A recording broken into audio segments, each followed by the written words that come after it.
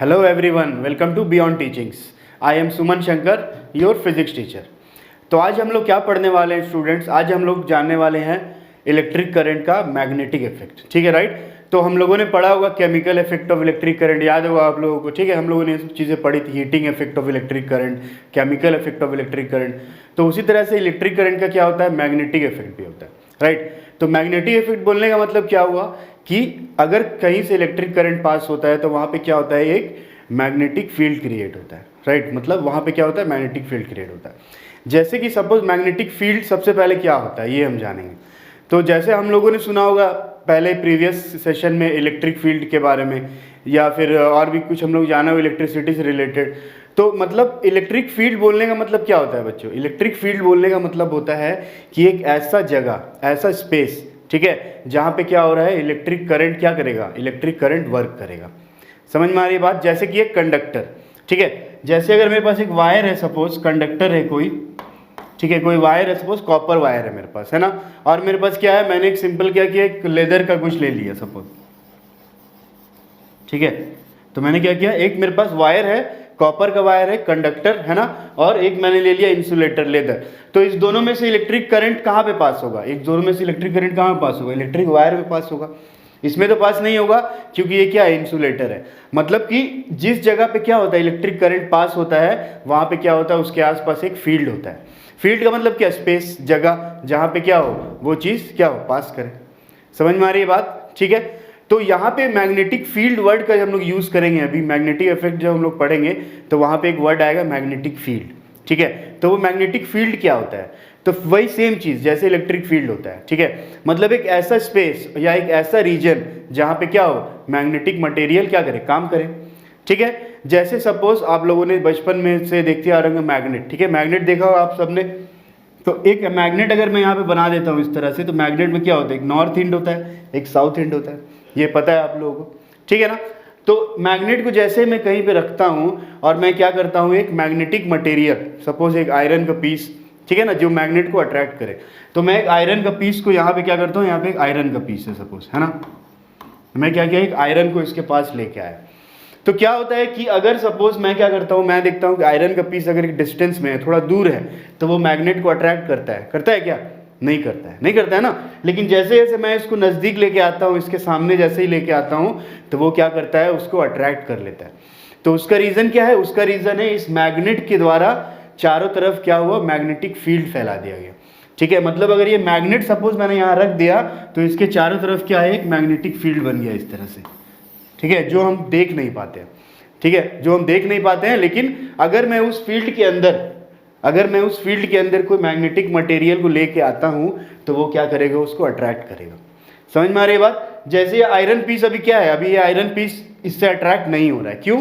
क्योंकि अभी इसके फील्ड के अंदर वो नहीं आया, ठीक है। लेकिन जैसे ही इस आयरन पीस को मैं क्या करता हूँ, इसके फील्ड के अंदर लेके आता हूँ, तो वो क्या करेगा, मैग्नेट में अट्रैक्ट हो जाएगा, ठीक है। तो यही होता है मैग्नेटिक फील्ड। मतलब मैग्नेट के चारों तरफ बनाया गया एक स्पेस, जो कौन बनाता है, मैग्नेट बनाता है। समझ में आ रही बात? तो इसी के बारे में हम लोग डिटेल में जानेंगे इस चैप्टर में कि कैसे प्रोड्यूस होता है मैग्नेटिक फील्ड इलेक्ट्रिक करंट के कारण, ठीक है। और फिर उस मैग्नेटिक फील्ड का यूज हम लोग कहाँ कहाँ पे कर सकते हैं। समझ में आ रही है बात? ठीक है। तो सबसे पहले हम लोग आइए डिस्कस कर लेते हैं सबसे पहले कि इस चैप्टर में हमें क्या क्या टॉपिक कवर करने हैं। तो सबसे पहले टॉपिक जो हम लोग कवर करेंगे वो है ऑस्टेड एक्सपेरिमेंट। तो ऑस्टेड एक्सपेरिमेंट के बारे में आप लोगों ने प्रीवियस क्लास में पढ़ा होगा मेरे ख्याल से, ठीक है। तो इसको हम लोग पढ़ेंगे और डिटेल में भी, ऑस्टेड एक्सपेरिमेंट क्या होता है, कैसे किया गया ये एक्सपेरिमेंट, ठीक है। फिर हम लोग जानेंगे magnetic field and magnetic field lines के बारे में कि व्हाट इज मैग्नेटिक फील्ड, क्या होता है मैग्नेटिक फील्ड, ठीक है, और क्या होता है मैग्नेटिक फील्ड लाइंस। तो जैसा मैंने अभी आपको बताया, याद होगा ना, मैग्नेट के चारों तरफ बनता है मैग्नेटिक फील्ड लाइंस, है ना, यही मैग्नेटिक फील्ड लाइंस है, राइट। और इसी के अंदर जो स्पेस है, जो जगह है, उसको मैं बोलता हूँ क्या, मैग्नेटिक फील्ड। तो इसको हम लोग और डिटेल में जानेंगे। फिर हम लोग जानेंगे field due to a current carrying conductor. मतलब एक कंडक्टर अगर है, सपोज एक वायर है या कोई भी कंडक्टर है जिससे करंट पास करता है, तो उसके चारों तरफ जो मैग्नेटिक फील्ड क्रिएट होता है, प्रोड्यूस होता है, बनता है, वो किस तरह का होता है, ठीक है। फिर हम जानेंगे कि इस मैग्नेटिक फील्ड के कारण क्या होता है, एक फोर्स भी डेवलप होता है, कैसे होता है, इसके बारे में हम लोग पढ़ेंगे। फिर हम लोग जानेंगे इलेक्ट्रिक मोटर के बारे में, मतलब कि मैग्नेटिक फील्ड से जो फोर्स प्रोड्यूस हम लोग करते हैं उसका यूज़ करके हम लोग क्या करते हैं, मोटर को चलाते हैं। कैसे चलाते हैं मोटर के बारे में हम लोग, इलेक्ट्रिक मोटर का नाम सबने सुना होगा, तो कैसे ये वर्क करता है, क्या इसका प्रिंसिपल है, ये हम लोग जानेंगे। फिर हम लोग जानेंगे इलेक्ट्रोमैग्नेटिक इंडक्शन के बारे में, क्या होता है इलेक्ट्रोमैग्नेटिक इंडक्शन, ठीक है। मतलब अगर कहीं पे इलेक्ट्रिक करंट और मैग्नेटिक फील्ड दोनों है तो उस केस में वहाँ पे क्या होता है, मोशन होता है, इसी को हम लोग बोलते हैं इलेक्ट्रोमैग्नेटिक इंडक्शन, ठीक है। इसके बारे में डिटेल में हम लोग को पढ़ना है।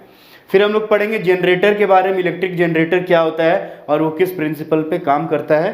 और फिर लास्ट में हम लोग जानेंगे डोमेस्टिक इलेक्ट्रिक सर्किट, मतलब कि जो हम लोग के घर में जो इलेक्ट्रिक सर्किट यूज़ होता है उसमें किस किस टाइप के वायर होते हैं, किस तरह से उसे कनेक्ट किया जाता है, ये सारी चीज़ें हम लोग इस चैप्टर में हम लोग जानेंगे, राइट। तो सबसे पहला टॉपिक जो हम लोग का है आइए उसके बारे में जान लेते हैं, दैट इज ऑस्टेड एक्सपेरिमेंट।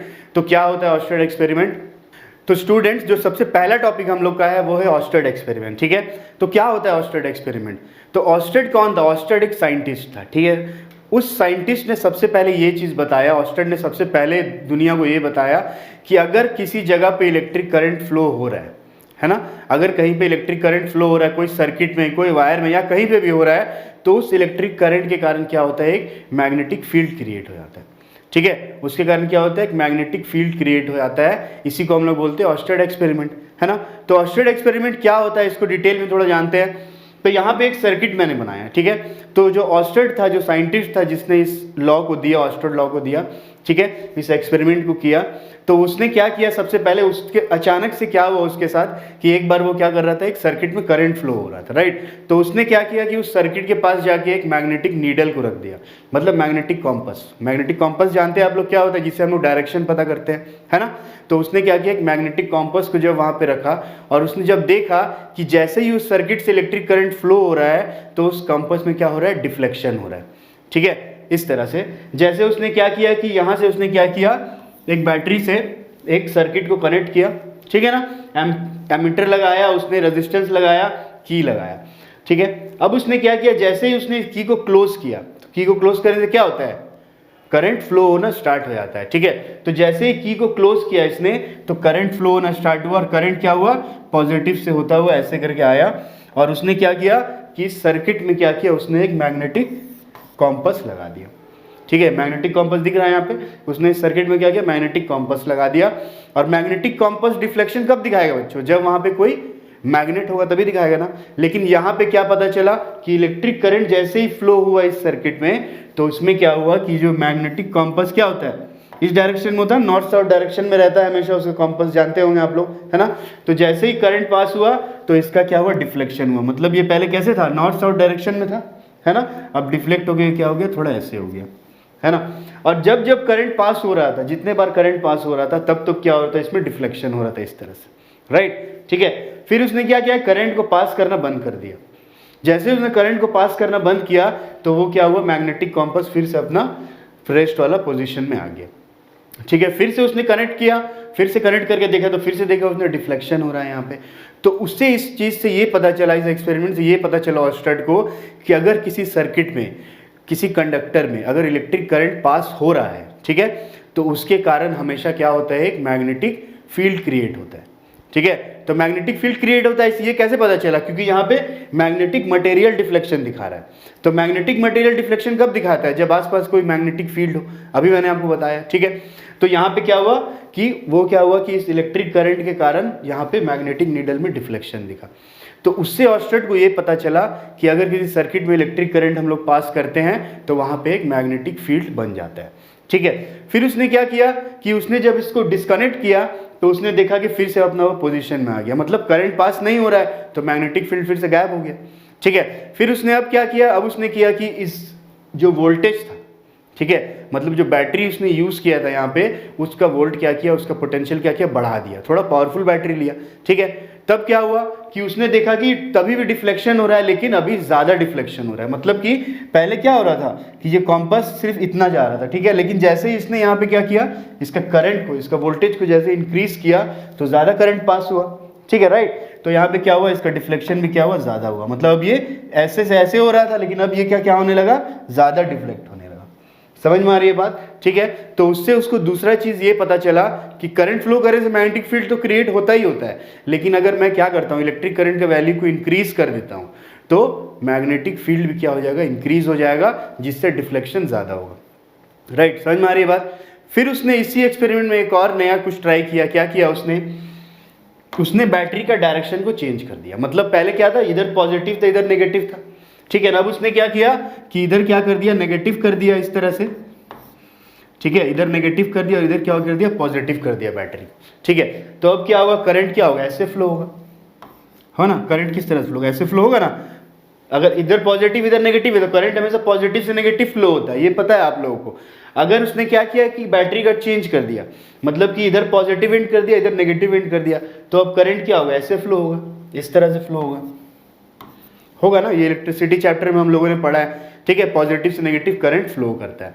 तो अब उसने क्या किया कि जैसे उसने बैटरी का डायरेक्शन को चेंज किया तो उसने देखा कि डिफ्लेक्शन भी क्या हो जा रहा है, चेंज हो जा रहा है। मतलब कि जैसे अब करंट ऐसे फ्लो हो रहा है तो उसका डिफ्लेक्शन कैसा हो रहा है, अब पहले उसका डिफ्लेक्शन कैसा हो रहा था, ऐसे उसे इस तरह से डिफ्लेक्शन हो रहा था, ठीक है। जैसे उसने करंट को चेंज किया तो उसका डिफ्लेक्शन इस डायरेक्शन में होने लगा। मतलब कैसे, इस तरह से उसका डिफ्लेक्शन होने लगा, ठीक है, ऐसे डिफ्लेक्शन होने लगा, राइट। तो उससे उसको ये पता चला, एक और नई चीज़ पता चली। क्या पता चली कि अगर मैं करंट का डायरेक्शन चेंज करता हूँ तो डिफ्लेक्शन का डायरेक्शन भी क्या हो जाता है, चेंज हो जाता है, ठीक है। समझ में आ रही बात। तो इसी को मैं बोलता हूँ क्या, ऑर्स्टेड एक्सपेरिमेंट। तो ऑर्स्टेड एक्सपेरिमेंट से क्या मिला रिजल्ट उसे, ऑर्स्टेड को। तो सबसे पहला ये मिला कि अगर किसी इलेक्ट्रिक सर्किट में करंट पास हो रहा है तो उसके कारण एक मैग्नेटिक फील्ड हमेशा क्रिएट होता है, ठीक है। दूसरा उसको क्या मिला, दूसरा उसे ये मिला कि अगर मैं करंट का डायरेक्शन को चेंज करता हूं तो डिफ्लेक्शन का डायरेक्शन भी क्या हो जाता है, चेंज हो जा सकता है, ठीक है। थर्ड पॉइंट उसे क्या मिला, थर्ड पॉइंट उसे ये मिला कि अगर मैं करंट का वैल्यू को बढ़ाता हूं, ठीक है, राइट, करंट का वैल्यू को अगर मैं बढ़ाता हूं तो क्या होगा कि डिफ्लेक्शन भी बढ़ जाएगा, ठीक है। तो इसी एक्सपेरिमेंट से हमें ये पता चला कि करंट के कारण मैग्नेटिक फील्ड क्रिएट होता है। और इसी से हम लोग इस चैप्टर में इसी के बारे में हम लोग पूरा पढ़ते हैं कि जो मैग्नेटिक फील्ड क्रिएट होता है तो वो किस तरह से क्रिएट होता है, ये तो हम लोगों ने जान लिया, ठीक है। अब कहाँ कहाँ पे होता है, उसका वैल्यू हम लोग कैसे फाइंड करते हैं, किस डायरेक्शन में मैग्नेटिक फील्ड क्रिएट होता है, ज़्यादा कब होता है, कम कब होता है, तो ये सारी चीज़ें हम लोग इस चैप्टर में पढ़ेंगे। तो आज के लिए इतना ही रखते हैं बच्चों। तो आज होप आप लोगों को समझ में आया होगा ऑर्स्टेड एक्सपेरिमेंट के बारे में। फिर भी अगर कोई डाउट या क्वेरी हो तो ज़रूर कमेंट बॉक्स में लिखें, उसे ज़रूर पूरा किया जाएगा, ठीक है। तो मिलते हैं बच्चों अगले सेशन में, अगले क्लास में एक नए टॉपिक के साथ। तब तक के लिए good bye, thank you and take care.